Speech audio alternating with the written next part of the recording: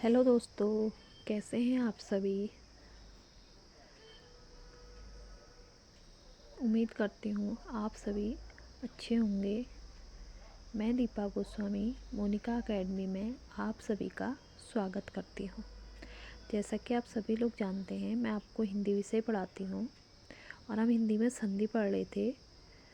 संधि में हमने लगभग जो उसकी थ्योरी थी वो हमने लगभग पढ़ ली है। आज हम करने वाले हैं MCQ। ठीक है, तो चलो शुरू करते हैं MCQ शुरू करने से पहले मैं आप लोगों को एक जानकारी देते चलूँ।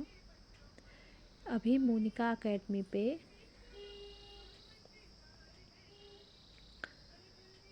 ऑफ़र चल रहा है और यह ऑफ़र चल रहा है टेस्ट सीरीज को लेकर।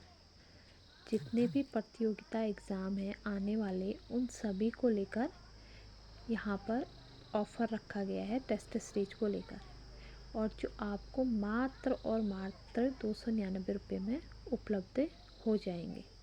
तो एक बार आप हमारे चैनल पर विजिट करके टेस्ट सीरीज देख सकते हैं।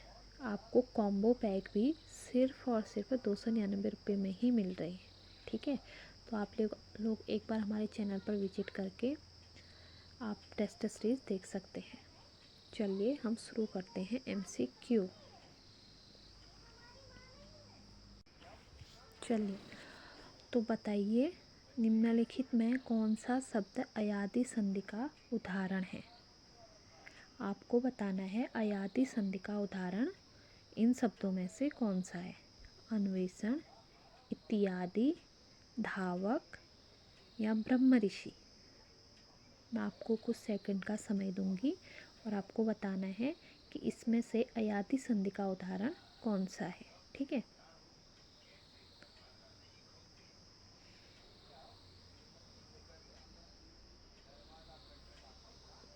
तो चलिए बताते हैं अयादी संधि का उदाहरण धावक।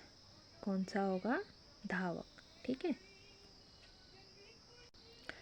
अब हम देखते हैं अगला क्वेश्चन। अगला प्रश्न क्या है? अभ्यंतर शब्द में कौन सी संधि प्रयुक्त हुई है? क्या बोल रहा है? अभ्यंतर शब्द में कौन सी संधि प्रयुक्त हुई है? यण संधि, वृद्धि संधि, गुण संधि, दीर्घ संधि। बताइए अभ्यंतर शब्द में कौन सी संधि प्रयुक्त हुई है? यण संधि, वृद्धि संधि, गुण संधि या दीर्घ संधि। कौन सी संधि प्रयुक्त हुई है दोस्तों? अभ्यंतर में हुई है यण संधि। अभ्यंतर में कौन सी संधि प्रयुक्त हुई है? यण संधि। ठीक है, चलिए अगला क्वेश्चन देखिए। निम्नलिखित में कौन सा शब्द वृद्धि स्वर संधि का सही उदाहरण है? आपको बताना है, ये शब्द दिए हुए हैं, इसमें से कौन सा शब्द वृद्धि स्वर संधि का सही उदाहरण है? अधीश्वर, आनंदोत्सव, अनाथाश्रम, सदैव।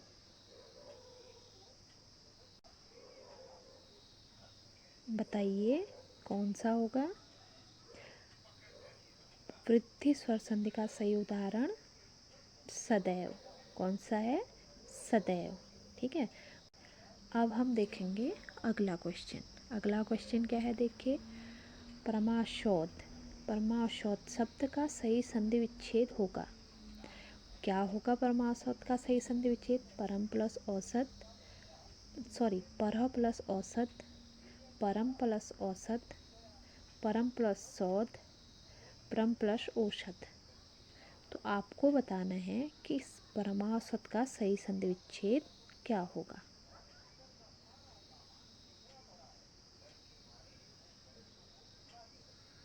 चलिए देखते हैं परमाशोध का सही संधि विच्छेद क्या है। परमाशोध का सही संधि विच्छेद है परम प्लस औसत। क्या है? परम प्लस औसत। ठीक है, गायक का सही संधि विग्रह है। गायक का सही संधि विग्रह है। क्या है गायक का संधि विग्रह? गा प्लस यक, गे प्लस यक, गई प्लस अक, गै प्लस अक। आपको बताना है गायक का सही संधि विग्रह क्या है। तो दोस्तों गायक का सही संधि विग्रह है गे प्लस अक। क्या होगा? गे प्लस अक। ठीक है, चलिए अब देखते हैं अगला क्वेश्चन। निम्नलिखित में से गुण संधि का उदाहरण कौन सा है? हमें क्या बताना है? गुण संधि का उदाहरण क्या है? अधीश्वर, महाषोधि, महोत्सव, उपयुक्त में से एक से अधिक या उपयुक्त में से कोई नहीं। गुण संधि का उदाहरण बताना है हमें।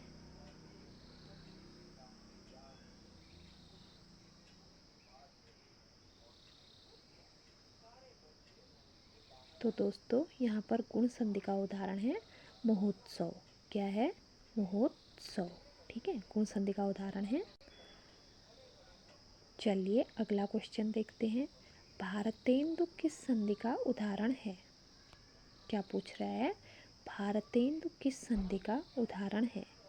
गुण संधि, दीर्घ संधि, अयादि संधि, उपयुक्त में से एक से अधिक, उपयुक्त में से कोई नहीं। तो बताइए भारतेंदु में कौन सी संधि है?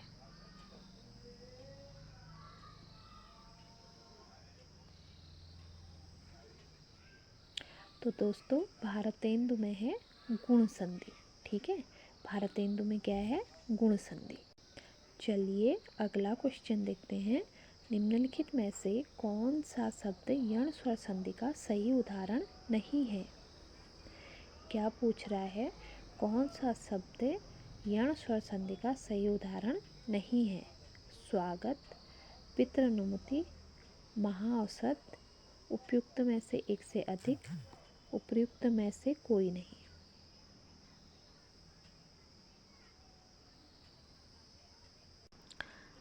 तो क्या होगा दोस्तों? यण स्वर संधि का सही उदाहरण नहीं है। इसका सही उत्तर होगा आपका महाऔसत।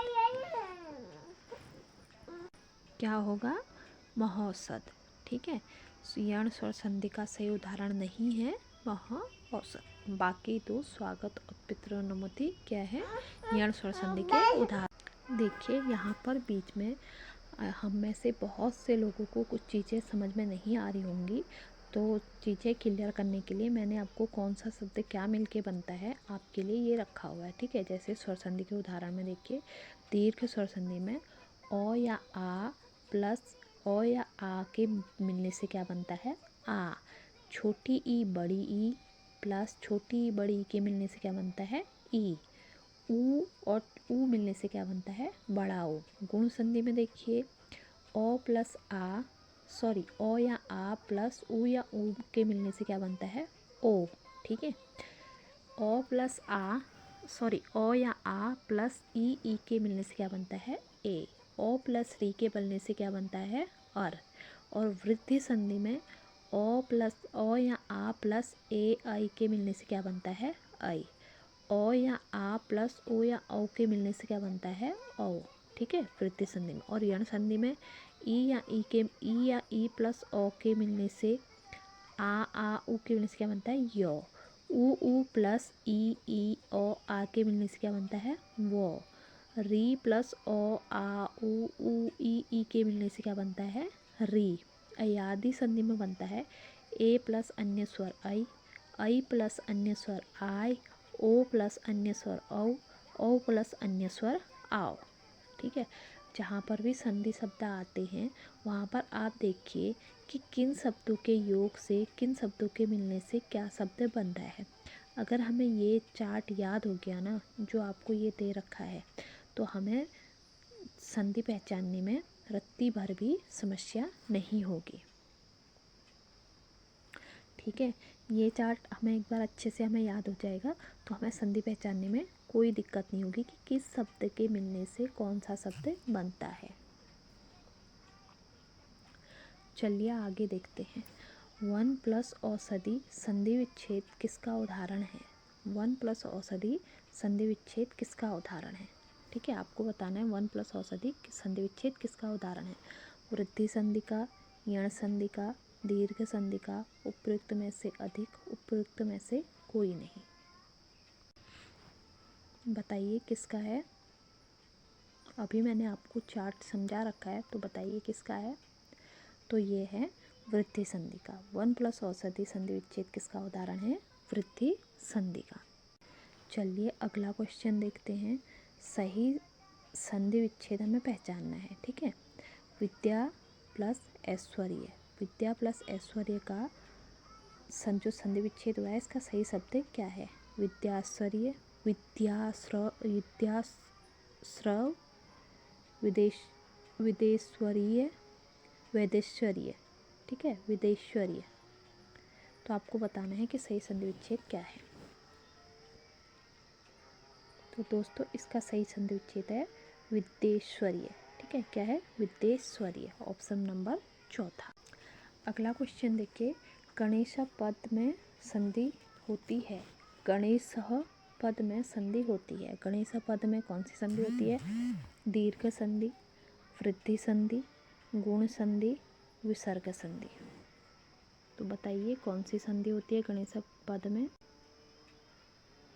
तो दोस्तों गणेश पद में होती है गुण संधि। उम्मीद करती हूँ आपको ये MCQ पसंद आए होंगे।